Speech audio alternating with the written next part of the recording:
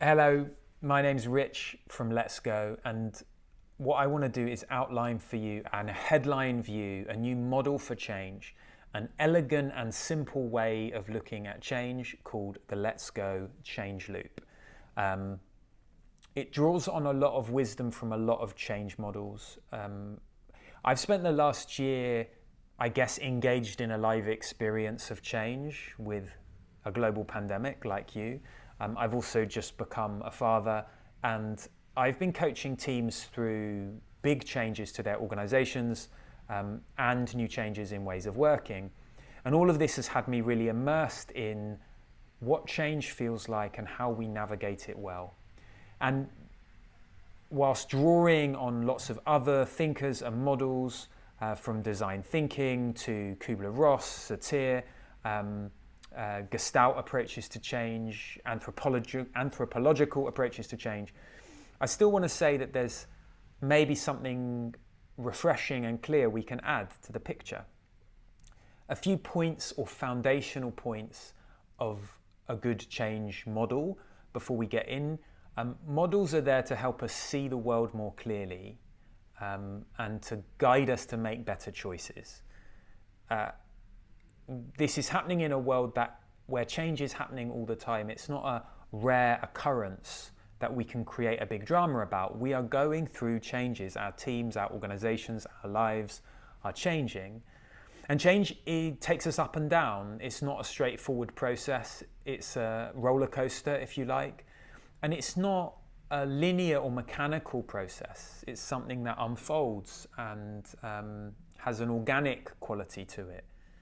But that said, there are distinct phases or stages to change, and we get to choose how we move to change, and that can be either skillfully or not skillfully. Like in a healthy, grounded way we can approach change, or we can also struggle, fight, and hide from change. Change is something we get better at over time, and also change makes us better. So as we go through changes, we get wiser. And so all of this gives me a different, a different shape to change that I want to propose. And that is a series of loops or a spiral that's moving upwards. This properly represents the ups and downs of change. But there's also this wonderful book called Signs of Life that looks at what different shapes evoke, and this is what it has to say about the spiral. The spiral symbolizes the process of growth and evolution, the process of coming to the same point again and again, but at a different level, so that everything is seen in a new light. The result is a new perspective on issues, people, and places. So a spiral is kind of evokes the right thing when we think about change. And Maya Angelou says, I can be changed by what happens to me, but I refuse to be reduced by it. And so change is this upward movement. It's the movement in which our confidence and effectiveness increases over time as we go through a series of changes. Now, within that, our confidence and our effectiveness can plummet within an individual change. So then, we can zero in on a particular change, a particular loop that we go through as we change. It starts with a trigger, a moment or an event in which the change begins. Now, we might not even be aware of it at this stage, but think of the global pandemic, right? There is a moment when this is triggered off, and even though the rest of us are living our lives, there's a trigger. And so then we enter a phase of change which we could call awareness. And in awareness, we're coming to terms with confronting the reality of this change, but it's not yet hit us. Then there's a moment, and we move from awareness into a phase of disorientation. That is that the old ways we had of orientating ourselves no longer work. And we don't yet know what will work. So this is a degree of, uncertainty, right? Things have changed and we don't yet know how they piece together. At some point, we meet a transition point. Now, this really comes with a massive nod to Virginia Satir, whose model talks about a transforming idea. And this transition point is normally some kind of insight or perspective shift in us to our situation where we move from disorientation to reorientation, to a beginning to build what the new situation looks like now things have changed. Reorientation isn't an event, it's a phase, it's a labor, it's a work. And then we go through a moment when that reorientation is complete to some degree and we can begin on integration. Now, integration is consolidating what we have learned through that process and maybe going to implement some of it.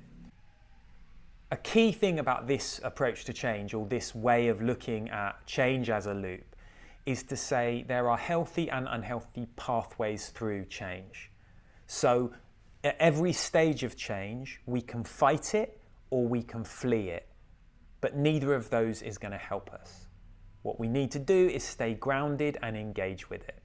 So in the awareness phase, we can resist, right? Or we can fear change, but actually what we really need to do is accept it. As we go into disorientation, there's a temptation to struggle and to stop things falling apart and hold them together, or a temptation to despair. But neither of these stances will help us. What we need to be in is our curiosity. We need to inquire, to ask the question, to examine what is happening as we disorientate. This isn't the place for solutions, because until we've gone through some kind of transition where we can start to make sense of things again, we're not ready. We just need to stay curious.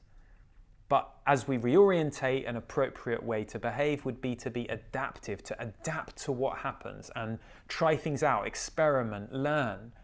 Now, an unhealthy approach to change would be to try and force the first solution that we find, or to avoid the responsibility for doing the complex and difficult work of reorientating.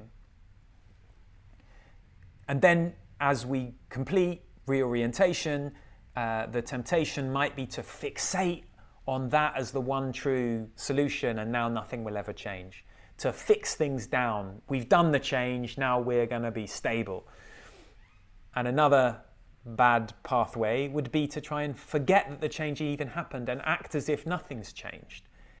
What we need to do is consolidate, to bring together what we've learned from this changing experience, this experience of change, and kind of reflecting on what's happened and looking forward to what we can implement now because of this change. What is the new world we're entering into?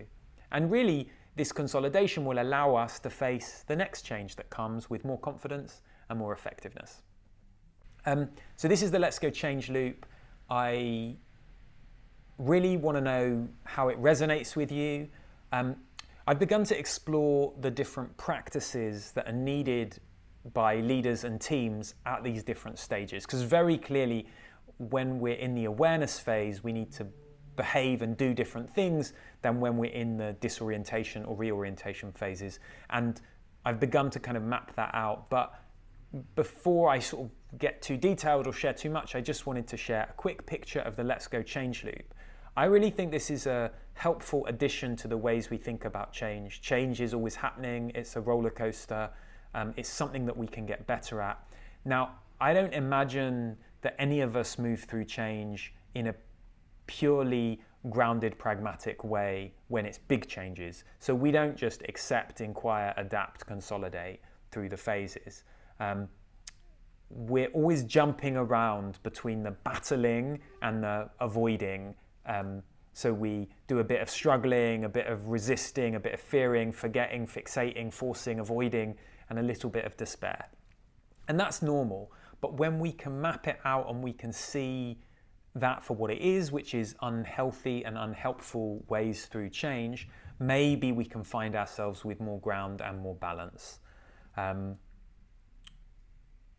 Leave a comment in the video if this resonates with you. I will be hosting some conversations to dig into some of the practices and maybe getting some ideas in from others as well.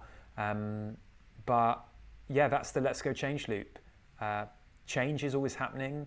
It's a wild ride, but if there's one thing that's true, it's that change is going to keep happening to us, and we need to get good at navigating it.